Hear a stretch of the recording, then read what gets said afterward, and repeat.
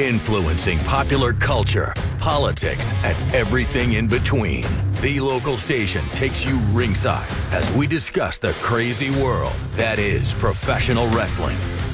This is Going Ringside with the local station.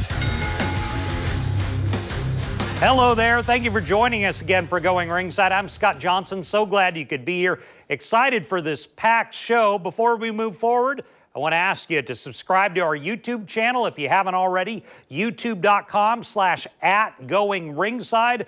Go there, click that subscribe button. Do us a favor, help us bring you the biggest names in all the world in wrestling, fighting, whatever. If you click the subscribe button, we can keep this thing going. Well, we got Doc Gallows and Karl Anderson in just a moment. The Good Brothers, one of the long-term dominant tag teams that have been around in different incantations around pro wrestling for quite a while now. We're going to get to them in just a minute, and you can widen out the shot because a little later in the show, she's been tearing up the indie circuits as of late. We're talking Paige Collett, also known as Black Dahlia, will be with us to talk about her incredible story of overcoming an injury that happened while she was wrestling. You do need to hear this later in the show. But first, let's get to it. Here are Karl Anderson and Doc Gallows.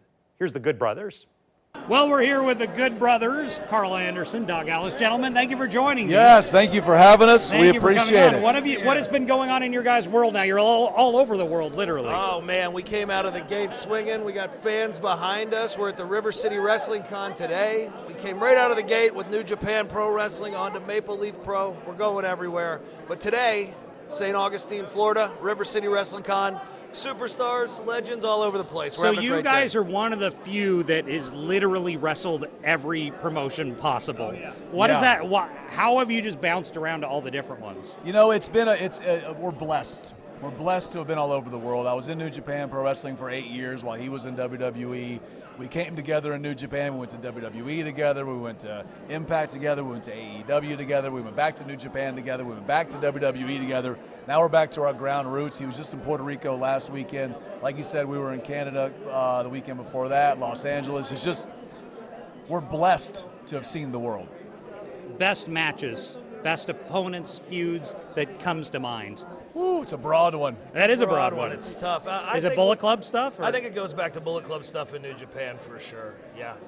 You know, it takes me back to a couple of singles matches that I would have had in New Japan Pro Wrestling with Shinsuke and with Tanahashi, with Kojima, stuff like that. But then I think of the tag team matches we had with Shibata and Goto in New Japan. Then the stuff we did in WWE with the Usos and the New Day, you know, almost 7, 8 years ago back then. Then in Impact with, you know, Josh Alexander and Ethan Page. With the Usos, had they really started their ascendancy at that point? You know, I think the Usos, so they'd not turned into Bloodline yet, right? They were still... In 2016, they were our first feud in the WWE.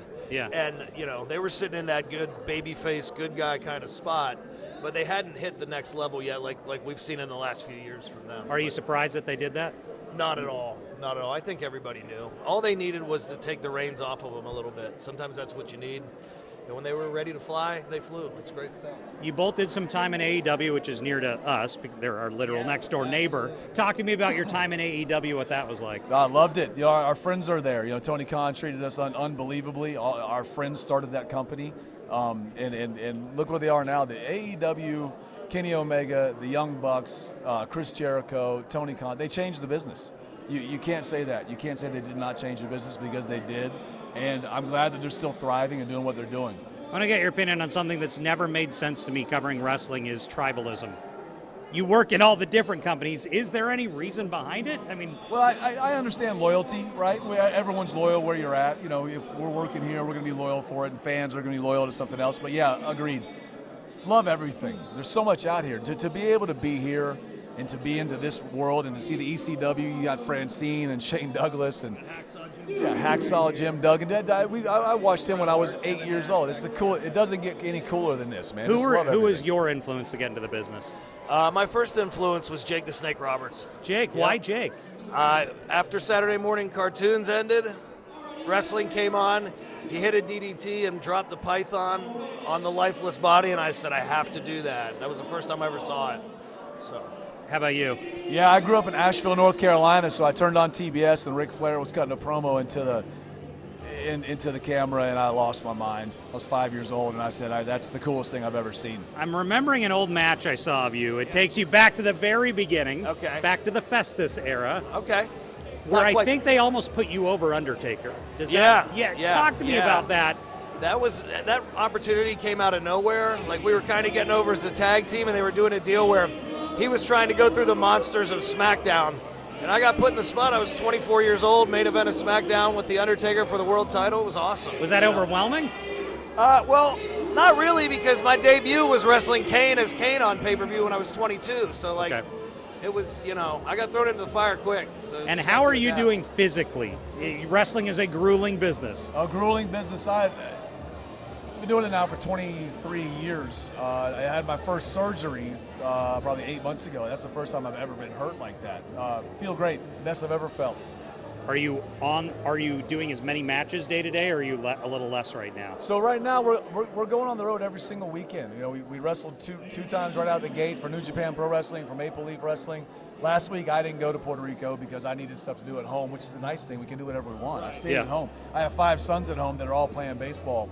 And so my home life is wild. And is indie work different now than it was when you probably started out, because you have such a name and presence everywhere?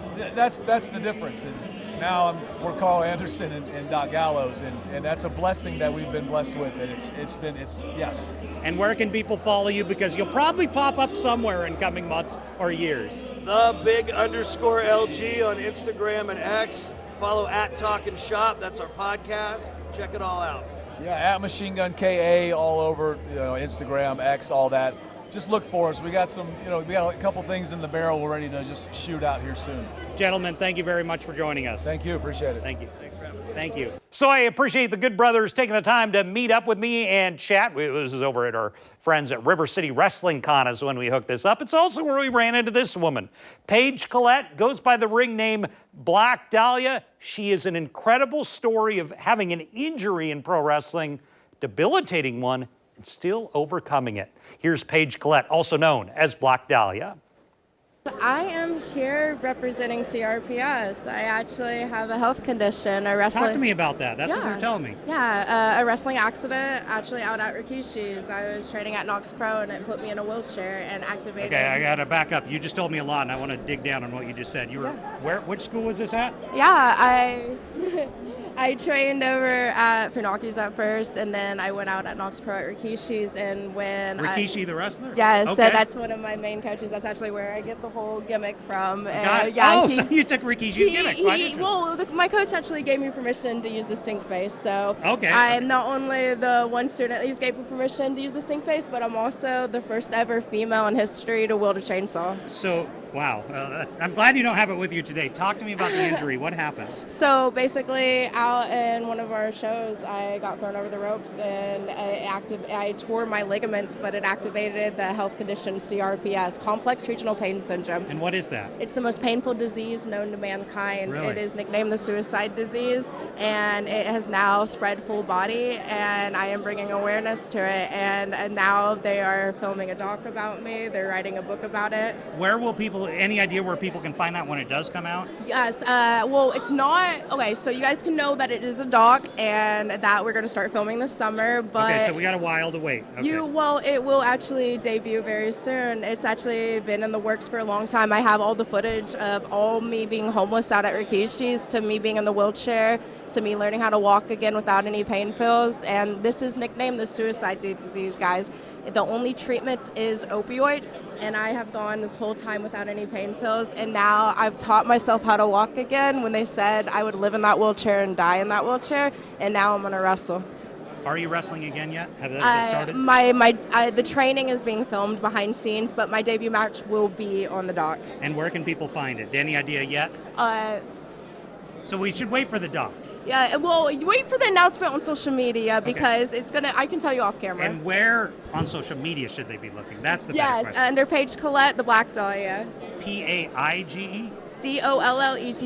You got it. Okay. Right, thank you Black so Dahlia, much. thank you so much for joining us on the show Appreciate you today. so much. Thank you. So big thanks to our guest, Black Dahlia, Paige Collett, and of course, Doc Gallows, Karl Anderson, the Good Brothers. And thank you for joining us once again. If you can, subscribe to our YouTube channel. We want to keep bringing you the show every week, and we need your help to do it. So make sure you click that subscribe button. Thank you for joining us. I'm Scott Johnson. We'll definitely see you back here next time on Going Ringside.